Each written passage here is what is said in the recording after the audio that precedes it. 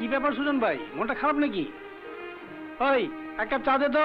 না না, চা খাবো না, এক গ্লাস পানি দাও। পানি দে।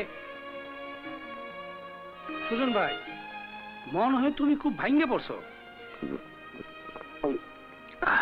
হ্যাঁ রে, কোথাও কোনো কাজ পেলাম না, ভাবছি সংসার কিভাবে চলবে, মাকে কি করে বাঁচাবো। দেখো, এত চিন্তা করো না তো। আরে আল্লাহর দুনিয়ায় কামের অভাব নাই, তবে চাকরির অভাব আছে। হ্যাঁ লালু, তুই আমার চোখ খুলে দিয়েছিস, সেই জন্য তোকে ধন্যবাদ। কাল থেকে আমি কাজে লাগবো, আর চাকরি খুঁজবো না।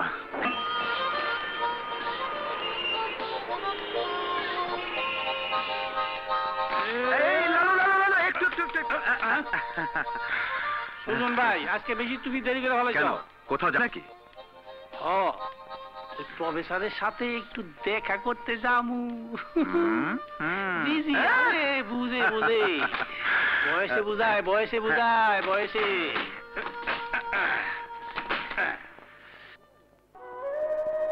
কি হলো, দেরি করছো কেন? তাড়াতাড়ি এসো। মা, কোথাও যাচ্ছ নাকি? হ্যাঁ বাবা, অনাথ আশ্রমে যাচ্ছি। সেখানে একটা ফাংশন আছে, লেকচার দিতে হবে। লেকচার দেবার জন্য? হ্যাঁ বাবা, অনাথ বাচ্চাদের যদি সামান্য মমতা দেওয়া যায় তাহলে ওরা খুব খুশি হয়। মা, তুমি যদি অনাথ বাচ্চাদের এতই খুশি চাও, তাহলে অনাথ আশ্রমে যাবার কি দরকার? এখানেই দাও না, ঘরে তো দুটো অনাথ আছে। বিপ্লব, এ কেমন বেয়াদবি? উচিত কথা বলা বেয়াদবি নয় বাবা। চিল্লাবে না বাবা। বাবা, আমার কিছু টাকা দরকার। টাকা? গতকালই তো টাকা নিয়েছিস। শেষ হয়ে গেছে। হিসেব দিবি, তারপর পাবি। বড়লোক বাবার ছেলেরা কখন হিসাব করে খরচ করে না বাবা? প্লিজ তাড়াতাড়ি করো, অ্যাপয়েন্টমেন্ট আছে। ওগো, কেন এসব ছোটখাটো ব্যাপারে রাগ করো? আমাদের তো আর বাচ্চা কাচ্চা নেই, এই একটি মাত্র আদরের ধন। দিয়ে দাও না ও যা চায়। মায়া, নৌকা চালানোর জন্য পানির প্রয়োজন, নৌকা ডোবানোর জন্য নয়। টাকাটা তুমি দেবে না আমি দেবো? হ্যাঁ, না ঠিক আছে, আমি দিচ্ছি। ও ড্যাড, বড়লোকের ছেলেরা টাকা গুনে নেয় না, মুড ভরে নেয়। Thanks, take it. Okay mom, bye. চলো, দেরি হয়ে যাচ্ছে।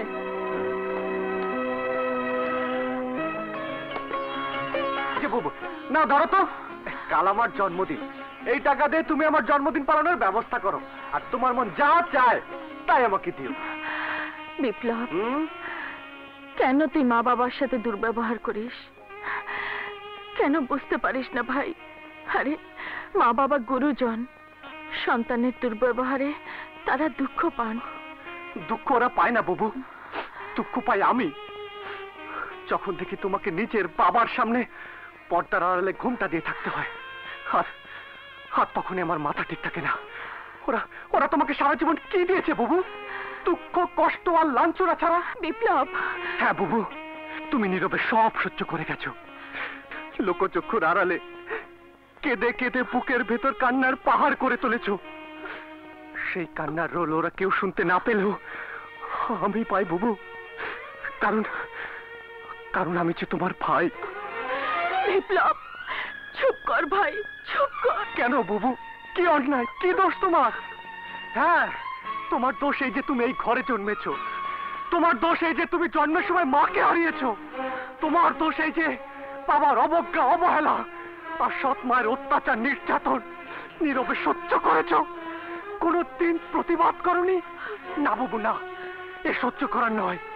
তুমি এবারে চাকরানি নাও, তুমি এবারে মেয়ে। হ্যাঁ, আমি এবারেরই মেয়ে, আর মেয়েদের ধর্মই হলো সহনশীলতা। বিপ্লব, তুই তো জানিস না আমার কপালে কি লেখা আছে।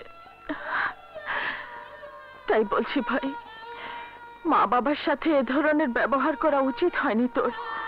হাজার হোক, তারা তো আমাদেরই মা বাবা, আমাদের মুরব্বী।